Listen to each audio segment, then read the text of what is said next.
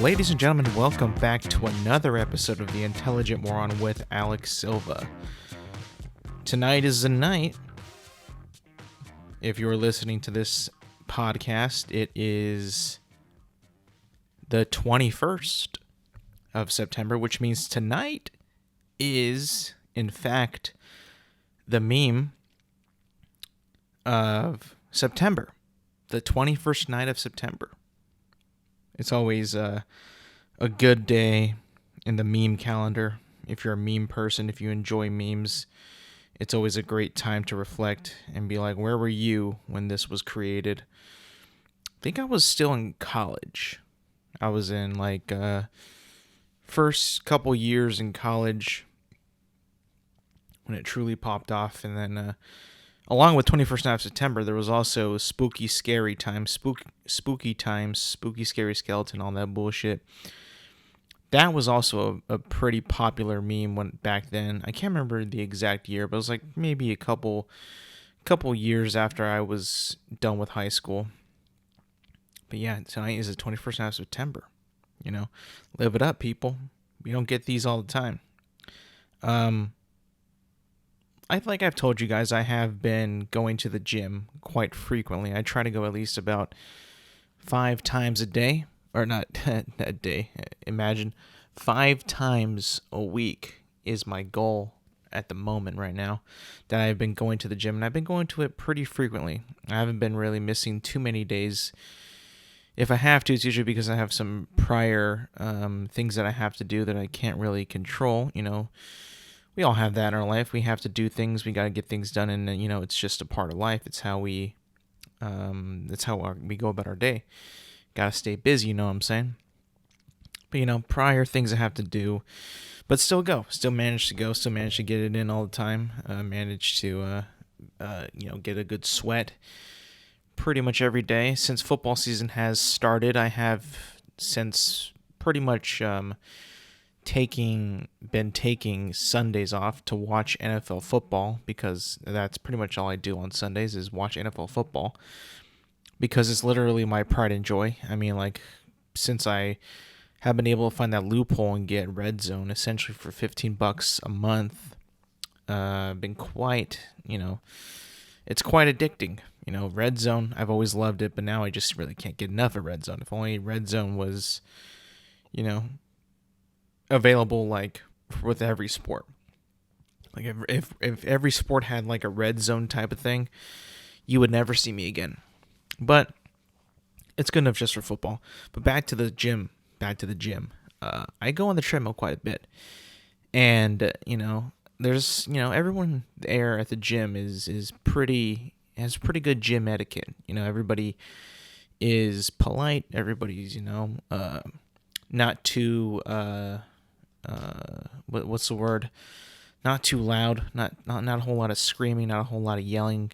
Some people can get pretty loud when it comes to like lifting weights or, doing bench pressing and all that stuff. And, you hear that from time to time about gyms and how they can be pretty overwhelming, pretty distracting. But, none of that really happens at the gym that I'm aware of, that I see. Everybody has pretty good etiquette, you get onto a machine, whether it be, a weight machine, a cardio machine, whatever it may be, I, for one, as a person, always, any machine that I go to, before I even begin working out, before I even begin doing my exercise, I get the towel and I get the spray, the disinfectant spray, and I wipe down the entire machine, right? You always do that, at least I always do that before I begin my workout and when I'm done with my workout. Always do that, because that's just, that's something that I think that, needs to be done. Absolutely has to be done, just to be sanitary. The gym, the more you think about it, can be a very, very dirty place. People go there to work out, and sweat is pretty much just in the air. Right? It's, sometimes it can't be super ventilated. It can't be super air conditioned. what's going to be in the air, everyone's sweat and grime and all that shit. It's pretty gross. It's a pretty disgusting thing that we do in order to keep us in shape. Back in the day, we just had to go hunt something and, get a good run chasing down a wild boar or a bison or a bear or a wolf or a deer for some dinner, right? Now we have these places called gymnasiums, or gyms for short, and we just work out, lift weights, and go on machines that simulate walking and running and all that shit, and that's how we stay fit in 2023. I mean, would I prefer it over hunting and in this period, in this time of my life? Absolutely. Would I rather do that than have to be in constant conflict with a neighboring country and go fight them with swords and shields? Absolutely yes. Today I would, 100%. But that's how the boys back then kept in shape. Now we just go into a room that isn't very insulated, can be, cannot be, and lift this weight that we had someone make in a factory to send us to lift something heavy, in this increment of weight in pounds that we need to do however many reps a day. We needed someone to put together this machine that you run on this belt that keeps turning and turning and turning to simulate you running in real life, where you could rather just run at a track, on a street, on a sidewalk, and do the same exact thing, but not pay a monthly fee. But anyway, that's beyond the point. My point is, some people do not share the same etiquette as me and as you probably. Hopefully you. I'm talking about one person that I was viewing working out. Now, this guy, he was an older gentleman. And I was proud of him in this one instance before he actually began to work out, because older people don't tend to work out as much as younger people do. At least by the study that I'm conducting right now of the people, the demographic age that I've seen that go to my gym, it's mainly younger people. This man was definitely older. He was an older gentleman. I was like, yeah, give him some props. He's coming in to work out. He's trying to stay alive, trying to be healthy, trying to better himself. So it was a good thing. Fantastic. But he got on this sitting down bike machine. And I say that because it's one of these bike machines that, that you pedal, right? But you're not simulating a bike motion. You're not on a bike seat. You're not leaning forward, on an actual bike. He was kind of sitting upright and, putting his legs outward to pedal these pedals, having his arms at the side. If you're going to do a plank, not plank, what's that thing called when you, a dip, kind of like that, sort of like that motion, but sitting. And he was going at it for maybe about 35 minutes around there. But, he, obviously when you work out, you tend to sweat. Everyone really does that. But, his sweat pattern was, pretty much just all the way off of his arms. It would just drip from his arms. His arms were bent at a right angle, to keep himself on the seat. And the sweat was off of the machine, or his arms were off of the machine. So the sweat would just drip down his arms and onto the actual floor of the gym, the actual floor, not a platform, whatever, the actual floor of the gym. Two identical, puddles paralleling his arms of where they were positioned, and they were pretty big. The dude, give him props, he was getting it and he was working out hard. But, he wiped down his machine and then just left his puddles there to just to stay there, I guess. And I was actually kind of in shock at how this man just left his two puddles of sweat just on the ground. It was he worked out, pretty hard. So it wasn't just tiny little puddles. It was kind of noticeable. Hey, someone spilled a decent amount of water right there. Gotcha. It's actually an old man's sweat. It was actually kind of disturbing of how he just left it there. And like for someone, potentially could slip. What if they fell into it? What if they touched it? Like, oh, it's water, right? Like, no, that's someone's sweat. And I was just like, oh my God. Now, I didn't report him. I didn't say anything. Maybe I should have, but that's not my responsibility. That's not my job to do that. The maintenance people there, the employees, the staff, they better have seen that, because that was actually disgusting. I could not believe it. Now, I'm not going to sit here and be like, I'm never going to that gym again. But, I guess it also falls on the person who was using the machine that, hey, you need to kind of clean up a little bit. You got to clean up. Like, I know you're getting a good workout in, but you got to clean up your mess. And that, sir, even though that it's on the ground, that is your mess. You must clean that up. Now, I'm pretty sure, like, they're not going to give him a mop to clean it up. Well, sorry, dude, go to the bathroom, get some paper towels, put it on the sweat, and just stomp it out, and then throw that away, because that is just not okay. That isn't the first thing that I've seen that's been like just, somebody has just, not cared, right? There's times where, people don't really notice it, and then you just kind of walk away. I think that this is what happened here. Like, the guy just kind of didn't really notice it probably and just walked away. He might have noticed it, in which case, if you did, shame on you. But if you didn't, okay, I'll let it slide. But there was this other guy on a treadmill in the row ahead of me. I was in the back row, he was in the front row. And he was going pretty hard. Like, so hard, like his sweat was like shooting out from his body. Like, the body of his motion that was being in one singular space of the treadmill, it was just shooting out left and right. I was like, oh my God. And he was running pretty hard too, hence the amount of sweat that he had, created from his heating body. But it's like, dude, do you not see how much sweat is shooting from your body right here, right now? Like, for real. Like, just like, you don't even gotta look like, full left or full right. You just gotta look like, peripheral. You can see, and I could see, that the machines on the right and the left of him were getting drenched, were getting wet. Now, thankfully, there was nobody directly to his left or right. They probably saw him and was like, just gonna avoid him. I don't know. But I was like, oh my God. Sir, this is horrendous. This is not okay. This is vile. You better not just clean up your machine, because your machine is drenched as well. But the machines to your right and to your left, they're going to need a bath as well. I couldn't believe it, But every time I do see something like that, every time I do see some indecency, someone not caring, or just being an absolute pig, right? Like, these guys, they weren't being rude. They weren't being, mean. Weren't being like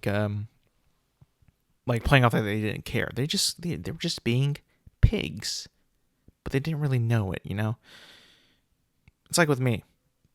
When I'm a pig, usually it's because it's with food. Like, when I eat and I'm eating good, some good food, I'll occasionally get like a lot of food on my mouth, around my mouth. Where like, kind of like just, I don't know, it's not like I miss, but it's like messy food, because so it kind of, when I go in for a bite, it just, it just gets the corners of my mouth, just kind of sits there. That's me being a pig, but not really being aware of it or trying to be a pig. Maybe I just got to wipe my mouth a little bit more frequently. Well, these guys, they got to clean the machines much more frequently. Let's be honest. Like, these guys were being pigs, but totally like not like on purpose. It's just what was happening. And when I see that, I'm like, you know what? I need to make sure that I am super clean at the gym. Like, and I do sweat. Don't get me wrong. I do sweat. But I'm like going to be like, I'm not going to try to, make other machines or the area around where my machine is also reflect on my pigginess.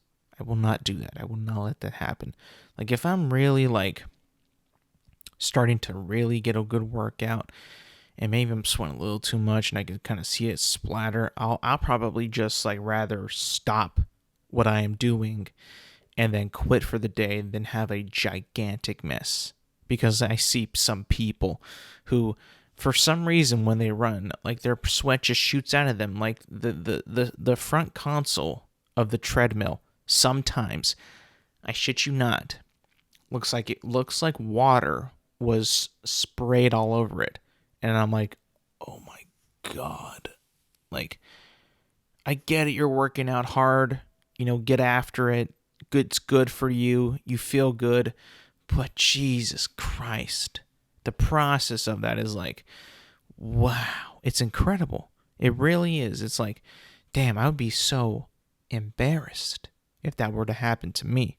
If I would sweat like so profusely that it was spraying on things that aren't even, that close to me, immediately in front of me, yes, but like the sheer amount was like, oh no, I can't watch. It's like watching an accident, a bad accident. You can't watch. You just turn away like, nope, I'm not looking at that. I will keep my head down and I will mind my own business. But sometimes, every now and then, us people, we're not attracted, but we want to see the bad shit. Why do you think so many people that drive on the freeways, when they see like a car pulled over, they will slow down to just look at it. Just look and see like, nothing's happening. Nothing's bad's happening. I just want to see. Oh, nothing. And then just, speed up, But before that, they were slowing down, like, let me see what's over there, and nothing, okay. But, when that happens, they cause a traffic jam, they cause a traffic stop. It's like, Jesus Christ. And it's worse if it's like an actual thing, like, somebody gets pulled over, there's an accident, there's a fire, there's something else. It's like, oh, shit, really? People will go to an actual stop, or really, really slow to see what's happening. Well, that's kind of how I was at the gym. Sometimes these guys, do some, not like it's on purpose, but it's like, they'll do something kind of embarrassing. And it's like, oh, I gotta check this out. I gotta see how far this goes. But then you gotta control yourself. You're like, nope. Just don't look. Just focus on you. Don't worry about this guy. Just focus on you. But that's just kind of the things that I notice that kind of happen, from time to time. It doesn't happen frequently, thank Christ. But every once in a while, you will get a guy who just doesn't have the gym etiquette that you think that everyone should have, and you think that everyone would have. When you go to a public space like a gym, I know it's not super public. You have to pay for it to be a part of a gym. But nonetheless, a lot of people do pay for that, and a lot of people do go. A lot of different types of people go. And you got to be on your best behavior when it comes to that type of stuff. You can't be like showing up to the gym like it's your own place. It's just like you can't go to the store thinking it's like your own place. It's just not how society works. You just got to behave and obey the etiquette. And it's like also common sense. Like, just don't be embarrassing and don't be a pig. I think everybody has told, those rules are like so drilled in our brains that we should know that, by default, that, okay, I can't be a pig around here. This ain't my house. This ain't where I live. All right, I got to be on my best behavior. Some people just don't have that for some reason. Maybe they were never taught that.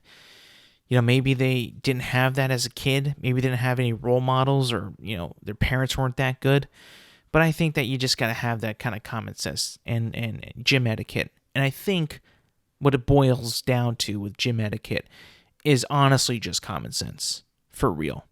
I think another way that people sometimes don't have the most common sense, or don't have the most, what is the word? They don't really grasp how they're being perceived by other people. Like, they don't have the awareness, the spatial awareness, the social awareness to what they are doing is possibly making people either uncomfortable, in this case, what I'm about to say, just annoyed and confused, and like also like puzzled, like, actually, why are you doing that? And this example happens quite a bit. I've noticed it a lot. And not necessarily with younger people, mainly with the older demographic. Again, not trying to shame the older demographic, but I actually think that this social situation is baffling to even me, and I don't really see any benefit doing this. But here it goes. This is what it is. You know what? Actually, now that I think about it, it's not really to the older demographic. It really isn't. It's pretty much a lot of people, a lot of demographics, a lot of age ranges, a lot of people that do this, and it's quite baffling to me. Even to this day, it's like actually baffling of why people do it. And it is using the speakerphone in a public setting. Now, I, for one, have used a phone. My phone is an iPhone. I've had my iPhone for about my newest one for almost a year now. Before that, using iPhones, non-iPhones, house phones in general. I'm not one to use speakerphone unless like I'm with somebody that I want them to hear the person that I'm talking to. I want them to hear them exactly when I hear them. Like, if I'm with people and I'm talking to somebody that I'm going to meet up with and I want them to chime in and I want them to hear what they are saying, and I don't want to relay it to them, I will put my phone on speaker. That way they can hear the person that we are talking to simultaneously.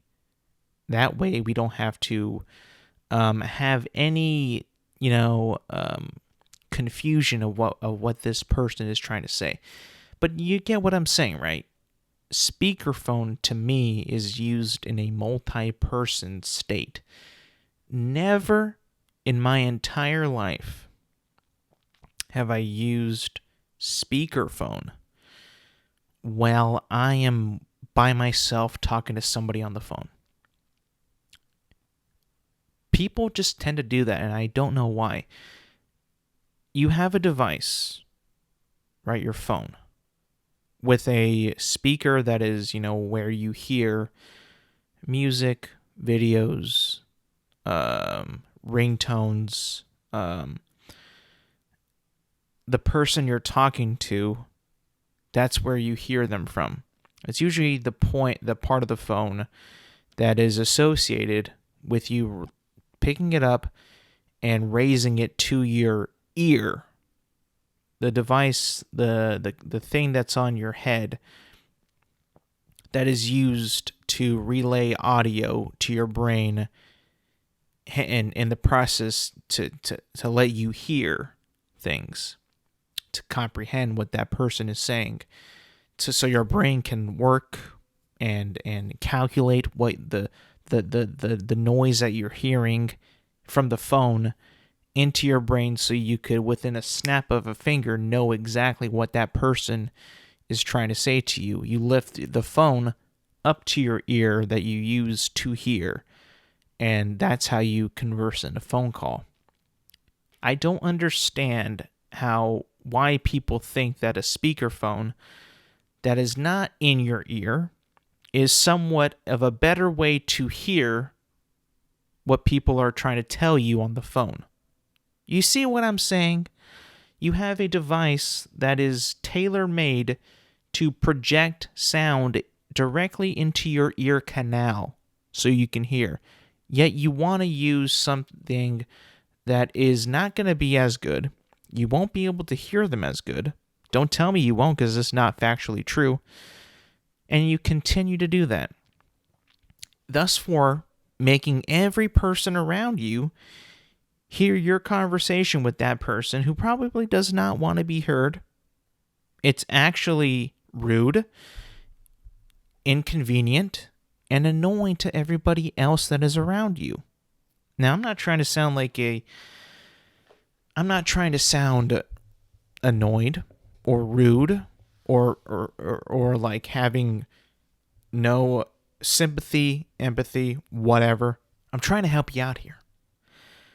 I don't understand why they think that having a speakerphone being played through the bottom speaker is any better than having the speaker that is made for your ear that should go right up at your ear, how that is worse. How you apparently cannot hear from that. Like, is it because they don't want to raise it to their ear?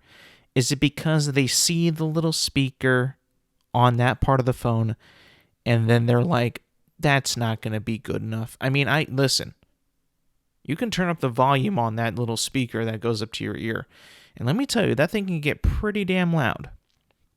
Maybe they don't know that, but if they do know that, maybe you need a hearing aid. Maybe you need to get your ears checked. But all I'm saying is it just seems like a simple fix that we can do, that you just put that phone up to your ear and just talk from your ear. You just like a normal person. That way we don't have to hear what the person on the phone is saying. That way we don't have to, we don't have to see you, Now I'm not a part of the conversation, which I don't want to be. And it's like, it's better for everybody else. It truly is better for everyone else. We don't want to hear what you're trying to converse with your friend or family member on the speakerphone. For the love of Christ, like, I see it far too often. It's like every day I see it, and it's like, what is happening? Did we just think that that our cell phone is not a phone? Let me ask these people this too. If you have a house phone, do you also put that on speaker, or do you put that up to your ear? What if your house phone that you use does not have a speaker? What do you do? Do you even use it? Do you throw it away? What do you do? Like, why is it so difficult to grasp the concept of using the phone part, of raising the phone to your ear? I mean, logically, you would do that because that is where your source of hearing is, where you have the speaker projecting into your ear to hear better, right? There's no way, any logical sense, that the speaker, some people have it like, maybe, hold it up, maybe not up against their ear, but, like right in front of them, a little bit away from him. Like, how is that better for your hearing? How is your brain calculating of, how am I going to hear this person better? Do I hold the phone up to my ear to hear them crystal clear? Or do I put on speakerphone and hold it like maybe a foot away from my head? I wonder which one I can hear better. What do you think? Which one do you think that you can hear better from? Honestly, answer that question. I'm not trying to sound pissed off, but the more I talk about it, the more pissed off I get. I truly, truly cannot comprehend, cannot fathom that logical or illogical solution to, I can't hear, I'll put on speakerphone and hold it right next to my face, right in front of my face. It's not as bad as people being on FaceTimes, all the time. Like, they've completely just neglected the calling part. Like, nah, I'm not going to call him, I'm going to FaceTime him. Like, really? FaceTime, I feel like, if you don't know the person super well, is pretty aggressive. Now, I feel like most people will agree with me on this. They will agree that FaceTiming somebody you barely know is not the option number one. The option number one, if you barely know somebody, is always texting, and then calling, and then FaceTime. It never goes FaceTiming, call, texting. I mean, come on. Someone who does not think that probably really doesn't know any social cues, social skills, and just does not know how to talk to people. Also, that also kind of translates to people using speakerphone in public. They probably just don't care that the person that they're talking to is on the speakerphone, that everyone can hear them, right? There was a time in movies and TV, social, just in society, where speaking on the phone was a more private way to talk to somebody because you couldn't hear what the other person was saying. You can only hear from one line unless their volume was up and you can hear it. But for the most part, for the majority of the time, people were talking on the phone with somebody else. It was in a more, hey, this is some private business, I'm going to be on the phone. Like, I'll be on the phone. I'll be right back. I guess that is just completely out of some certain people's mind that people would just be like, now you're on speakerphone, or not even tell them that they're on speakerphone. Like, it actually baffles me how so many people do that now. Just neglect the actual functionality of the phone and go to speakerphone when they don't even need to. Like, it's absolutely crazy. I wonder what is going on in their brain for them to just go to speakerphone right out of the gate. Like, I don't know. I mean, I use my phone every single day. I call people every single day. And every single time I used it, I always put it up to my ear. I'm like, this is as clear as it's going to get. This is truly as best as I can hear because the speaker is right up on my ear. There's no, logically, this is the best option. And I guess these people just neglect that or just don't even think that. In which case, they should probably start to think that. Because this is getting ridiculous and out of hand. It makes absolutely no sense. You can't hear better while it's on speakerphone. I'm sorry, but that is a lie. That's just not true. Something that I hope is not a lie, that I hope it's true, that I really, really, really, really hope it's true. Now, I didn't talk about this last week because I was a little bit more skeptical about what we saw. A week has passed. Some things have happened that have got my attention, and I'm a little bit more intrigued. What I'm talking to you about is the alleged alien mummified corpses that were presented to Mexican Congress. Not that Congress was showing them, but that a group of people that go by the title of UFOologist, showed alleged mummified alien corpses. And what do they look like, people? They look like the stereotypical alien that we see in movies, like First and Close Encounters, similar to E.T., really skinny dude, big head, that type of shit. And when I first saw it last week, I'll be honest, I was a little like, I don't know about this. And I read up a little bit about the dude who was presenting, and he was kind of a, he's been debunked a lot of times about his stuff. And, he was claiming that, these bodies were dug up in Peru, which is in South America, I believe in Peru. And they were brought to the Mexican Congress. And, me being an American citizen and me knowing how the American government is with this kind of touchy stuff, it's like you either shut up or you go to jail, or you're killed, right? Here, these guys have the balls to just go up to the Congress and say, hey, look what we got. We have corpses of non-human beings. And I was like, let me wait for this to play out a little bit. I'm a little hot right now. Like, it seems juicy. They do look realish. They also could have been faked. They could have been, it could have been made that day. Who knows, right? Well, a week has passed, and apparently they've done some scans on these so-called mummified bodies. And apparently they're drawing conclusions that these are non-human bodies. They also have not been modified. They have not been put together, and that they can confirm with their scans, like an X-ray, CT scan, different types of scans that they use. They got that big circular tube machine that, you go into to scan your body for broken bones and shit like that, X-rays. And they've come to the conclusion that this is a singular body. Like, this has not been tampered. This has not been modified. And that apparently these are definitely non-human bodies.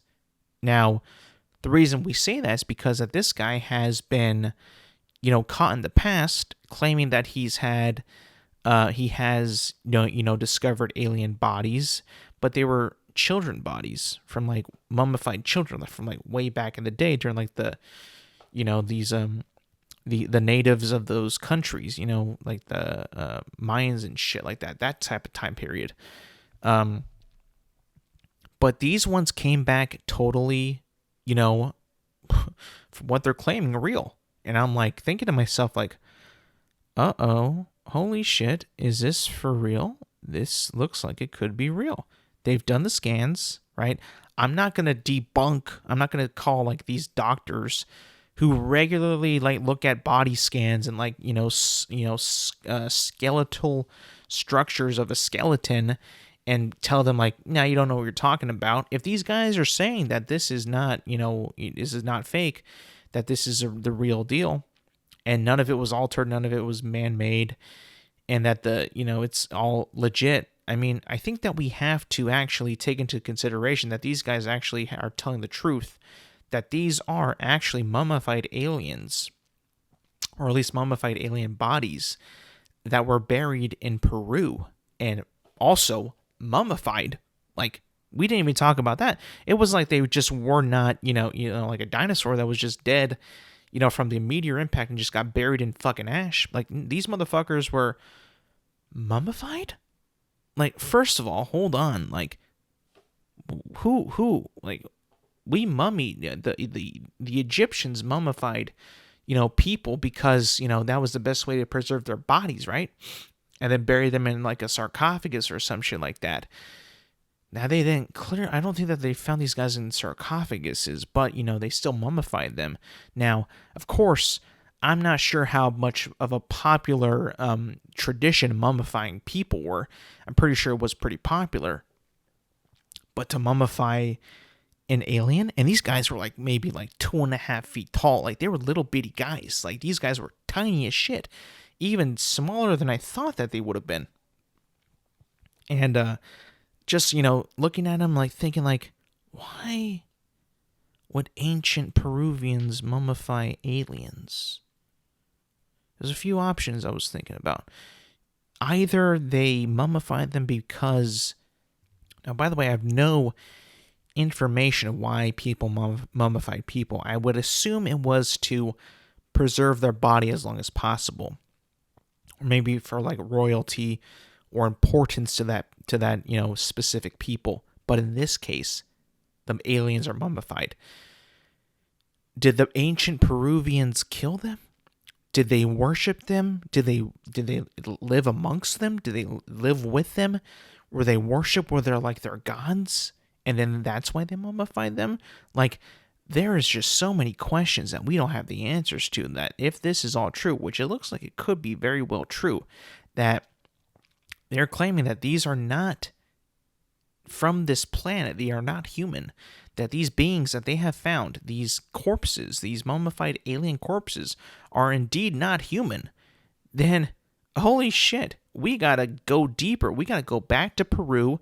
Is there a ship? Is there a sarcophagus? Is there more of them? Like, what in hell is going on here? And I've seen, outlets and news reporters and media outlets report on this, and of course people scoff at it, like, it's not real. But this doctor is saying that it is real, that this is not fake, and you're still gonna be like, nah, it's fake.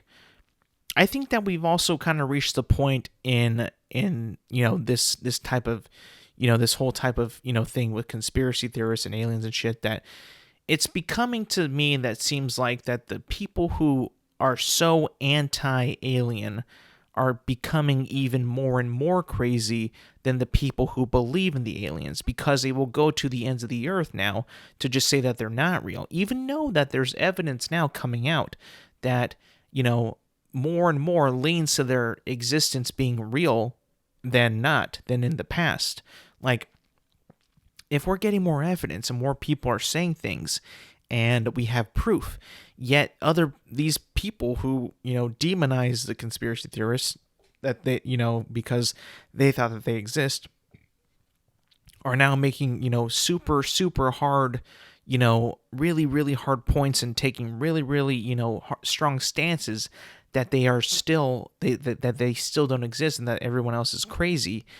I think that's pretty much still like a characteristic of conspiracy theorists, just opposite, So now, like, those people are sounding more and more crazy, because even though you point out facts, even though you point out this and that and all this evidence, nah, bro, it's not real. It's like, are you okay? Like, are you serious? Like, you're still gonna denounce it, even though these doctors have confirmed that this is the real deal.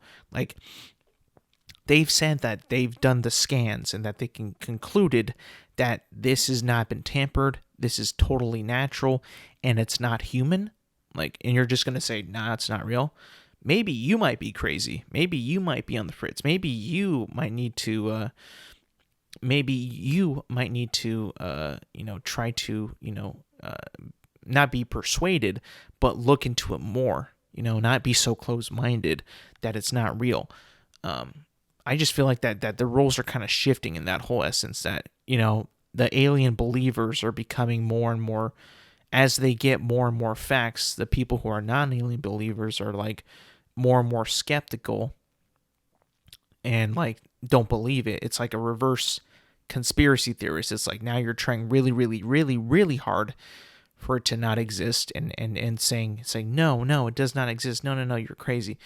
It's just like a reverse of the roles. Like it's insane. It makes no sense. But I guess that's kind of what happens when this stuff kind of turns out to be real, and the people who said it's not real don't want to believe it and don't want any actual information or science to be done to prove or not prove that it's real or not.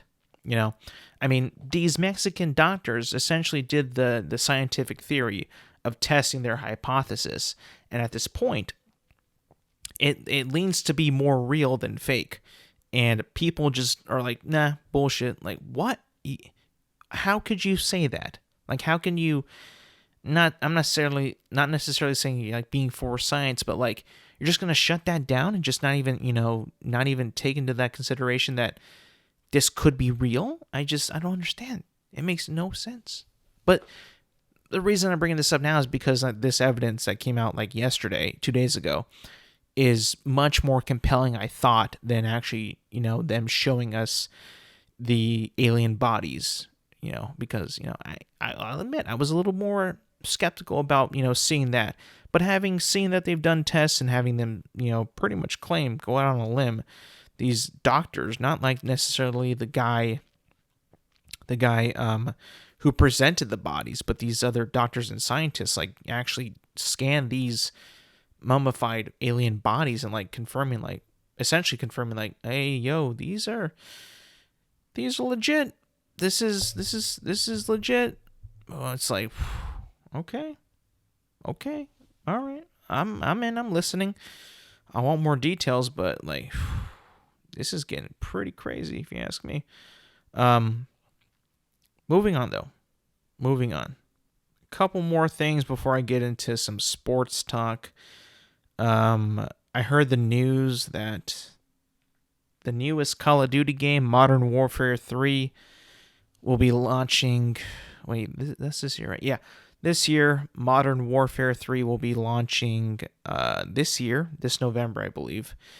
And they will be launching the game with, at launch, I believe it's just 16 maps that are all from previous Modern Warfare games.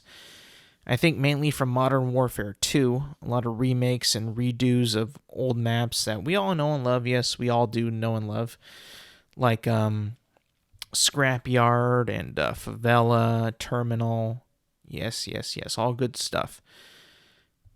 And I'm a big, fan of that. Yeah, let's get it. I'm cool. But that's all that I think that in terms of maps that we're going to be getting at launch. And it just kind of puzzles me because while that's very cool, that's nice, that's a nice touch, that's very cool, I do kind of feel like this game is just going for like shock value, of nostalgia shock value, return to the old maps, and really not really trying to make new maps or really innovate new maps or even give a damn about new maps, at least at launch. We'll see when the game, keeps going, when they keep developing on the game and they keep on, moving forward with new maps and new locations, if it gets better. But at the moment, that kind of struck me as like, This game better not be $60 or $70. This game better not be $70 because these maps, we've already played these maps. We've already played all these maps that you're launching with the game. We've already played them. Like, what do you got that's new? Like, for real, like, you're making a whole new campaign, yes, but like, I mean, like, what can we look forward to besides replaying old maps? Like, and I get it. I'm with the people that like those maps. I like them too. But at a certain point, it's like, is this all you're going to provide? Is just like nostalgia and that's it? Like, what more are you going to do? I think that this is like a response, like a direct, like knee-jerk response to how poorly received Modern Warfare 2 was because it was quote-unquote too slow, which I'm not a fan of. I'm not in that camp. I don't share that same opinion with those people do with Modern Warfare 2. I frequently do play Modern Warfare 2, and I love Modern Warfare 2 for the speed and the way that it is, and it's more, dialed back. It's not as sweaty. I enjoy that. I think that it's the aim assist is not good. I don't think that it's good to just like have such aim assist that makes the game that much easier. I think that that's not a good thing. I do not like that. But besides that, I think that the game is really good. And the maps are fun. The multiplayer is fun. The Warzone has gotten better.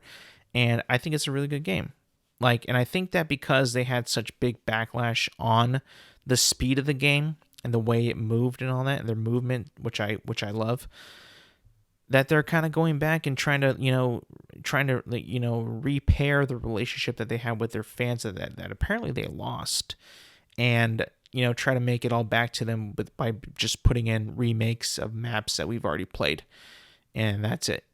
I mean, don't get me wrong, I'm cool with them remastering maps here and there. I enjoyed Rust from Modern Warfare 2019. Dome in Modern Warfare 2 is pretty cool. And they've done more they've done more too, but like your whole game, it just seems like a nostalgia trip that's not going to last very long. Let's be honest. Sure, we'll get some pretty cool posts, we'll get some throwbacks, we will get all that nostalgia, good feels. We will get that. But in terms of like innovation and like a new Call of Duty, which this wasn't even supposed to come out. I heard that they were going to go to two years of a development cycle for one Call of Duty, but apparently this one, the backlash was too big. I don't buy that one bit, I'll be honest. And they're just like, no, just make this one so we can make the fans happy. That's what it feels like to me. And I don't like that, because when you get that 1 year after every Call of Duty, you can tell that sometimes not every Call of Duty feels like a new Call of Duty. Like after we got Modern Warfare 2019, Black Ops Cold War and Vanguard did not feel like new Call of Duties. They felt like worser Call of Duties than Modern Warfare 2019. Modern Warfare 2 felt like a big step up from that. Felt like an actual leap in the development cycle of the Modern Warfare 2 Modern Warfare series. And now that this one's going to be Modern Warfare 3, I've seen some of the gameplay. I've seen it. I know it's scripted. I know it's like the best shit that they got at the moment. But to me, it still kind of feels a little weak, on the weaker side. Not as flashy as Modern Warfare 2 does. And that's honestly, kind of like a little, discouraging. I'm not as excited as I probably should be for Modern Warfare 3.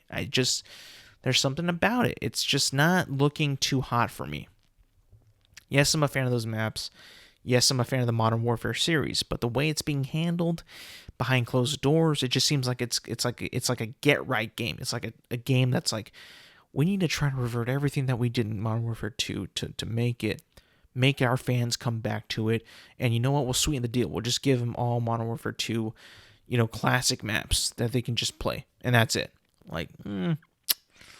Yeah, this game better not be $70. I'm just telling you that right now. It's gonna be, but it better not be. It fucking better not be, because I can just boot up Modern Warfare 2 2009 and play that shit. I don't gotta, I don't like that. I don't like the way that it's going. It's not good. It's not the way that I want to see it go.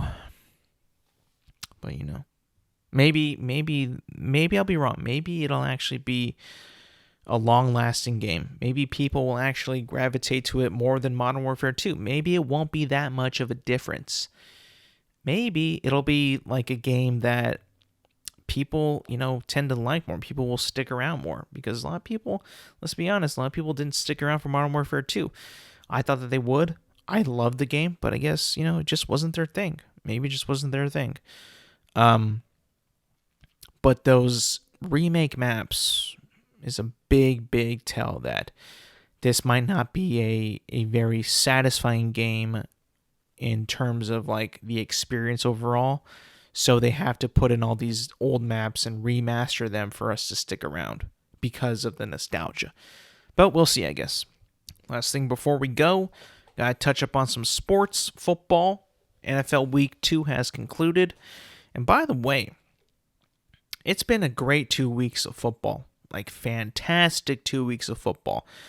Updates on me, the Rams lost to the 49ers in a game that was much, much, much more competitive than I thought that it would be, actually. The 49ers beat the Rams 30-23 in a pretty hard-fought fight. Not the result that we wanted, but hey, the 49ers are considered one of the better teams, if not the top 2 teams in the entire league. And we didn't play our best football, but neither did they. But you gotta take as many victories as you can. And even though that we lost, we still played pretty damn good. As a Rams fan, I've been right about this entire time. We will be competitive and we will be okay, and we can win games as long as we have the one and only Matthew Stafford, the elite quarterback Matthew Stafford. If we don't have him, we're done. And that has stayed true ever since I made that claim. He, to me, is still slinging that ball like he's never been before. He's never really been this good. He is just still slinging that ball, like, without any pain, without any discomfort. Yeah, he misses Cooper Kupp for sure. But Puka Nacua and Tutu Atwell have been also stepping up their game and being more helping out Stafford. So is Tyler Higbee. Kywin Williams has been really, stepping up, at least for this past game, and even in the first game too. He's been kind of like, having a coming out party with his running back play. But they've been doing pretty damn good, and it's, thankfully not too many injuries on that side. Cam Akers looks like he's going to be gone, but pretty good. I think that we could actually beat the Bengals this coming up Monday Night Football game, like for real. If Joe Burrow is, limited, we might have a chance to actually beat them. And they have not been playing good either. They're 0-2 and just not really being in sync. And if Joe Burrow is going to be sidelined or limited, I would think that the Rams would have a better shot at beating the Bengals, than with a healthier Joe Burrow, obviously.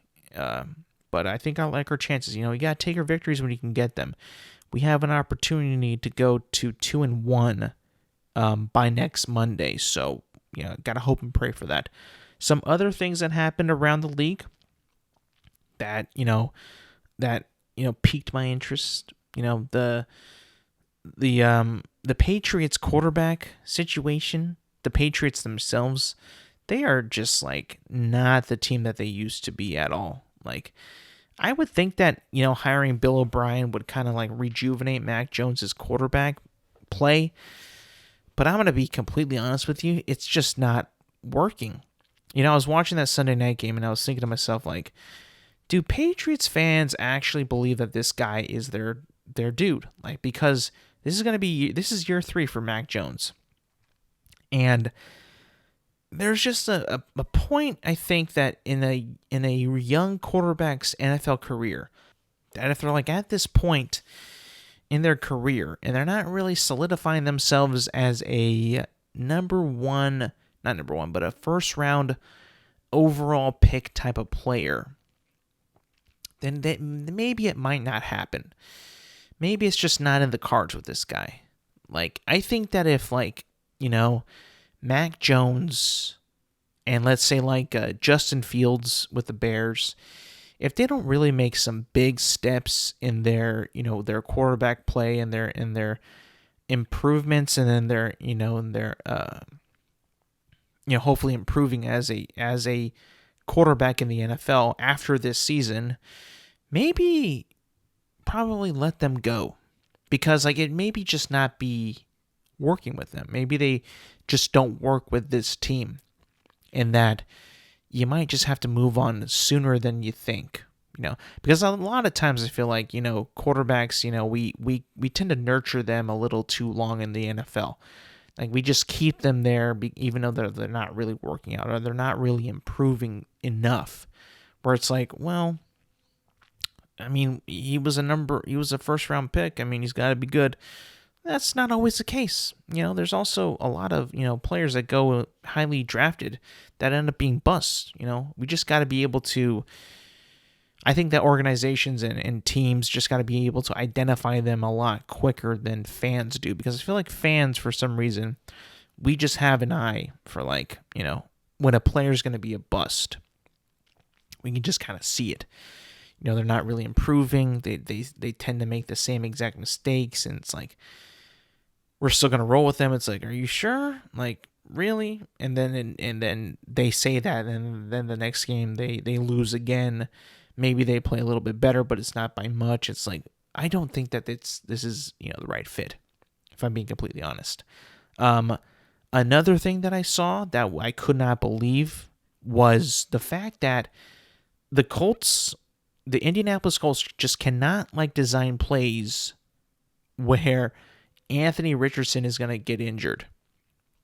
He got injured last game in week 1, and then he got injured in week 2. Like, hey guys, how about you design plays where your quarterback is not going to be risking his life, to make simple plays in the first quarter. Like, he was concussed last game and didn't come out right away. It took him a while for him to be like, you know what, my head's not right. I don't feel so good. I don't feel so good, Mr. Stark. And he just pulled himself out. I was like, I got a concussion. I got to get the hell out of here. And I was just like, what are we doing? Like, do people not know how to coach? Like, what is going on? If I'm the coach of the Indianapolis Colts, I'm going to be like, listen, Anthony, you can run, but you're not going to run anymore. This is the NFL. Defenses are really good. And that is not just towards Anthony Richardson.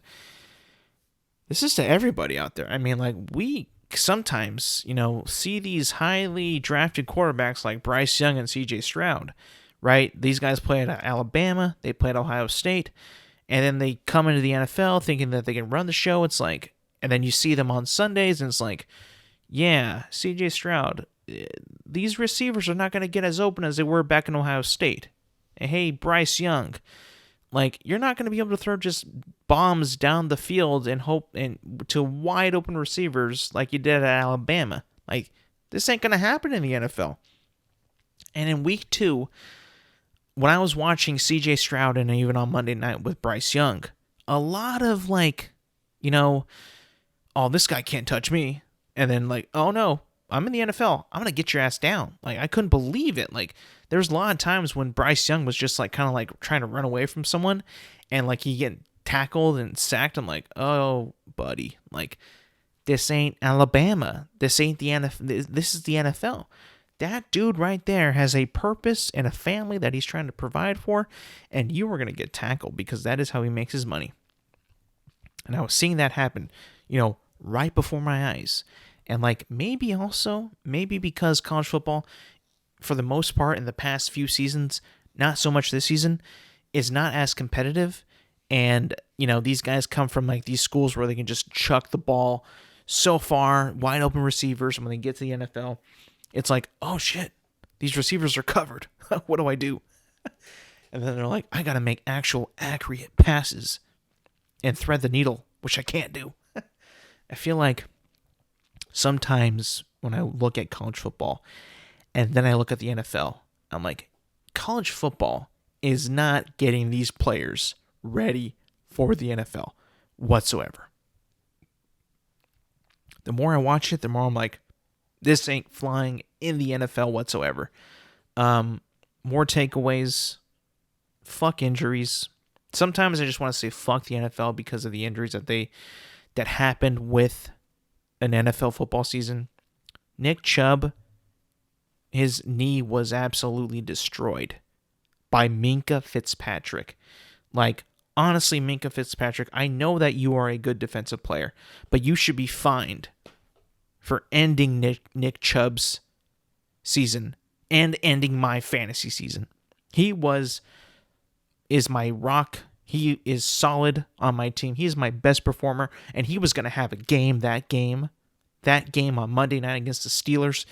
He was going to have a game. Kevin Stefanski has said that they have designed this offense to run on Nick Chubb, and you have to make a stupid-ass tackle with the crown of your helmet on his little-ass knee, who had no shot at surviving that, and you took him out for the season with a significant knee injury that pretty much destroyed his knee. And for what? For what? You won the game anyway. No one cares about the defense. Jesus Christ. Like, Minkah Fitzpatrick should be fined an entire year of his salary for taking out Nick Chubb for the entire season. A premier back and one of the last backs to make a case for running backs to get paid. And Minkah Fitzpatrick just ends that entire crusade. He ended the crusade. I cannot believe it. I can't believe it. Not on my watch. If I was the NFL, if I was Roger Goodell, I would fine Minkah Fitzpatrick an entire year's worth of his pay because they took away our money makers for this league, which is Nick Chubb. He draws in the views. Sorry, Minkah, but you don't. I'm also saying this because he derailed my fantasy season. Now, I won my matchup, thank Christ, but only because my brother, my brother who I was facing, had Najee Harris, who did absolutely nothing in that game. Actually, thank God, because I was projected to lose as Nick Chubb went out, and I held on to a 3-point lead for the entire game. I was sweating out that game and just hoping and praying that they would not give the ball to Najee Harris. And by God, they did not. And I felt relieved after I'd won. I couldn't believe it. I was like, thank God. Thank you, God.